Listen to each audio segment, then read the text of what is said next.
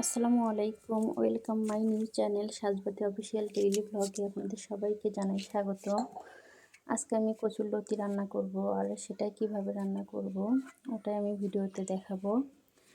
প্রথমে আমি কচুরলতিগুলোকে খুব সুন্দর করে আঁশ ছাড়িয়ে কেটে পরিষ্কার করে নিব, কারণ এগুলোকে আঁশ ছাড়িয়ে কেটে পরিষ্কার করে না নিলে এগুলো খাওয়ার সময় গলা ধরতে পারে। এজন্য খুব ভালো করে পরিষ্কার করে নিতে হবে। আর এগুলোকে আমি সুন্দর করে পরিষ্কার করে নেওয়ার পর আমি নর্মাল পানি দিয়ে এগুলোকে ধুয়ে নিচ্ছি। আর এগুলো ধোয়ার সময় অনেক সাবধানে ধুতে হবে, কারণ অনেক সময় এগুলো হাত চুলকায়, তাই সাবধানতা অবলম্বন করে এগুলো ধুয়ে নিতে হবে।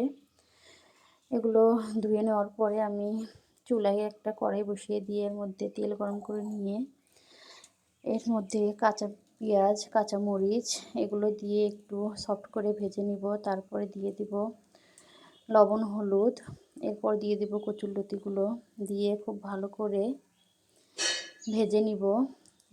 আপনারা চাইলে এর মধ্যে হালকা কিছু মশলাপাতি ব্যবহার করতে পারেন, আর না চাইলে স্কিপ করতে পারেন। আমি এর মধ্যে সামান্য একটু জিরা বাটা দিয়েছি, কারণ এটা আমার কাছে অনেক ভালো লাগে। তারপর এগুলো খুব সাধারণভাবে রান্না করে নিচ্ছি। কচুরলতিটা আমার কাছে এতটাই পছন্দের যে এটা যেভাবেই রান্না করি না কেন আমার কাছে খেতে কিন্তু অনেক দারুণ লাগে। এটা আমি এক এক সময় এক একভাবে রান্না করে থাকি, কখনো চিংড়ি মাছ দিয়ে, কখনো এমনিতেই ভাজি করি। যাই হোক, তো আপনাদের যদি এই রেসিপিটা ভালো লাগে তাহলে অবশ্যই ট্রাই করে দেখতে পারেন। আল্লাহ হাফেজ।